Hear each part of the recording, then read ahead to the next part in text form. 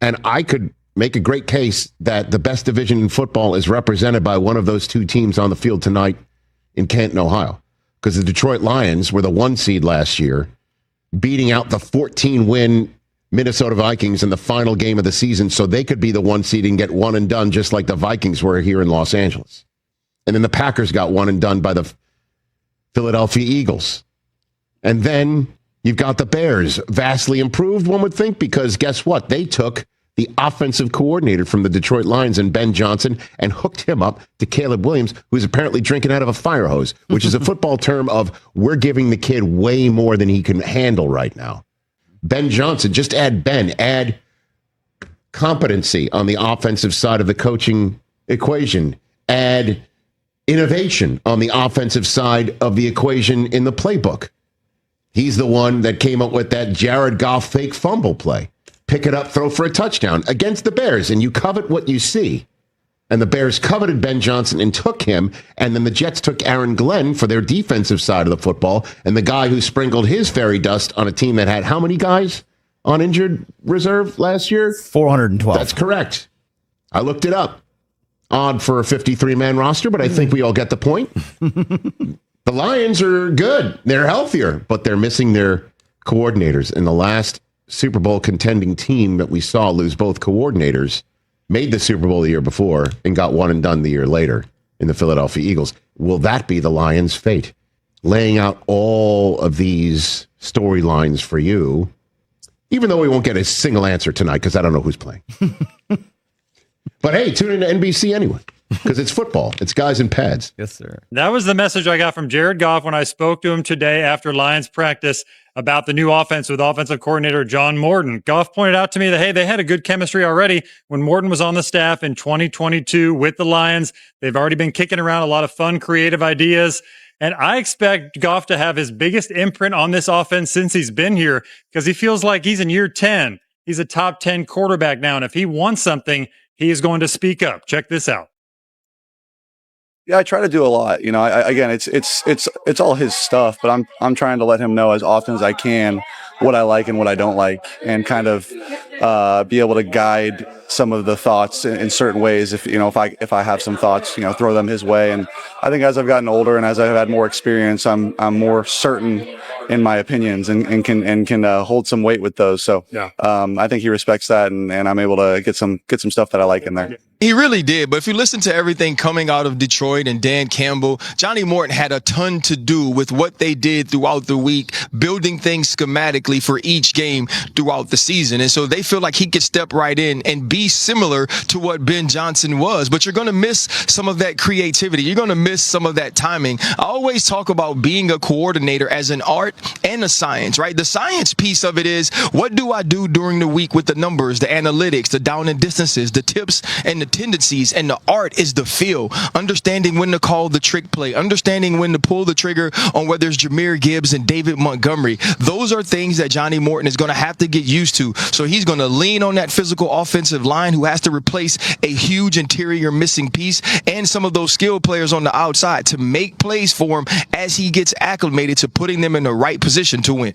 He led the NFL last year in completion percentage in throws beyond the sticks last year. That means he can sling it. Amon-Ra St. Brown's 77% catch rate when he was 15 yards or more down the field. You know what that means? That's a special connection. That, to me, is not a Ben Johnson stat. That's a Jared Goff stat, an Amon-Ra St. Brown stat, and an offensive line stat. I think replacing Frank Ragnow with Tate Ratledge, the rookie out of Georgia, is as big as anything, because you look at how dominant that offensive line was. That's why Jared Goff got all the time to throw. That's why Jared Goff got to be so comfortable and get to sling it down the field. So I'm looking at that. Remember, Dan Campbell is an offensive guy. Just because he looks like he's jacked and all that stuff, he is an offensive genius. And I think in those situations, he becomes a little bit underrated. He has built an incredible culture there. He's built an incredible staff. I like this Lions team, even without Ben Johnson. Boom. The Detroit Lions are no longer the NFL's punching bag. They're the Predators, and the league is their prey. In 2024, they roared to a jaw-dropping 15-2 record, clinching the NFC North crown and the No. 1 seed, only to be stunned in the divisional round by the Washington Commanders.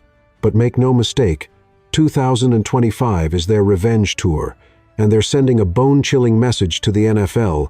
The Lions are built different. with Jared Goff slinging lasers 4,629 yards, 37 touchdowns last season, and a defense that's hungrier than ever. Detroit is ready to tear the league apart. This isn't just a team. It's a movement. Are they the NFL's new monsters? Let's dive into the fire. But can this juggernaut keep its claws sharp without its masterminds? Let's unpack the coaching chaos shaking Detroit's foundation. The Lions' 2024 dominance was no accident. It was a masterpiece painted by offensive coordinator Ben Johnson and defensive guru Aaron Glenn. But plot twist. Both are gone. Johnson, the architect of that fake fumble touchdown that humiliated the Bears, is now Chicago's head coach, scheming against Detroit with rookie phenom Caleb Williams. Glenn, who turned a defense ravaged by 412 injuries. Yes, you heard that right, into a relentless unit, is now with the New York Jets. This is a gut punch. The Eagles lost both coordinators after their Super Bowl run and crashed out in the playoffs the next year. Is this the Lions' fate? New offensive coordinator John Morton steps in, a veteran from Kyle Shanahan's tree, promising rhythm and precision for Goff. But can he match Johnson's wizardry? And new defensive coordinator Kelvin Shepard, can he keep Aiden Hutchinson and the defense as ferocious?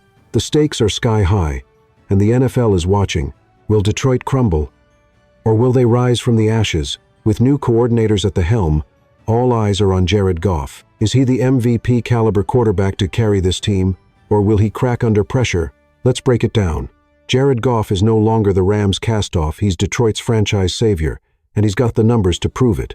In 2024, he torched defenses with 4,629 yards, 37 touchdowns, and a league-leading 72.4% completion rate on throws beyond the sticks. He finished 5th in MVP voting. A dark horse who shocked the doubters, but the haters still whisper. Is he elite, or was it all Ben Johnson's playbook? ESPN's Peter Schrager called him the most pivotal player in the NFL for 2025. But after a brutal playoff performance, 3 interceptions, 1 pick six against the Commanders, some say he's a fraud. Goff's response: he's embracing the chaos, taking more control with John Morton. I'm in year 10. I'm a top 10 QB, he said, oozing confidence. With a 5-year, $290 million contract, the Lions are all in. His chemistry with Amon-Ra St. Brown's 77% catch rate on deep targets is unstoppable. But can Goff silence the critics and claim the MVP crown? Or will he fold when the spotlight burns brightest? Goff's ready to lead, but it's the Lions' defense that's stealing the show. Let's see why the NFL should be terrified of Detroit's D. If you thought the Lions' offense was scary, wait until you see their defense. Despite losing Aiden Hutchinson to a gruesome leg injury in Week 5 last year, Detroit's D is back with a vengeance. Hutchinson, now fully cleared, was a 95.0 PFF pass rush grade beast with 7.5 sacks in just 5 games. Jared Goff himself said it best. They're more confident than ever. They make practice hell. In training camp, Hutchinson's so dominant they made a rule: let the play continue after he sacks the QB, just to give the offense a chance. The secondary, led by Kirby Joseph and Brian Branch, is a no-fly zone. Against the Dolphins in joint practices, they held Tua Tagovailoa's offense to 0 red zone scores on 8 first-team plays. Even without Terran Arnold, the depth is unreal. Ian Kenny and Nick Whiteside snagged picks in 7-on-7 drills. This unit's not just good, it's terrifying. Is this the best defense in the NFC? The numbers scream yes. The defense is a brick wall, but the offense is an unstoppable force. Let's head to Miami to see how the Lions humiliated the Dolphins in practice. The Detroit Lions didn't just practice against the Miami Dolphins, they crushed them. In joint practices, the Lions' offense was a buzzsaw, with Jared Goff carving up Miami's secondary like a surgeon. Amon-Ra St. Brown was untouchable, projected for 250 yards and 12 catches in a game scenario. Jameson Williams flashed his speed with a 20-yard catch that could have gone the distance. The offensive line, a brick wall. They went 5 for 5-inch one-on-one pass rush drills and won 90% of 20 reps. Penei Sewell and Taylor Decker opened holes so big, Jahmyr Gibbs and David Montgomery could have run through blindfolded. Defensively, the Lions were ruthless, shutting down Tua Tagovailoa's offense in the red zone. until the final play of second unit action. This wasn't just a practice, it was a statement. The Lions are ready to dominate. And the NFL better take notice. Saturday's preseason game at 1 p.m. is must-watch television. The Lions are firing on all cylinders. But can they keep this momentum in a brutal NFC North? Let's talk division supremacy. The NFC North is a gladiator arena, and the Lions are the reigning champions. They went 6-0 against division rivals in 2024, bullying the Vikings, Packers, and Bears. But 2025 is a new beast. The Vikings, with 14 wins last year, are lurking. The Packers, fresh off a playoff loss to the Eagles, are hungry. And the Bears, they stole Ben Johnson and paired him with Caleb Williams, creating a dangerous wild card. Yet, the Lions remain the team to beat. Their 33, 2 points per game led the NFL in 2024. And with Hutchinson back, their defense could be elite. PFF projects a 10-1 win total for 2025. But Detroit's eyeing more. Can they claim a third straight NFC North title? Or will new coordinators and a tougher schedule derail their revenge tour? One thing's clear. The Lions are ready to fight, and the division is on notice. The Lions are built to dominate. But it all comes down to one man's vision. Let's wrap this up with Dan Campbell's master plan. Dan Campbell isn't just a coach. He's a force of nature.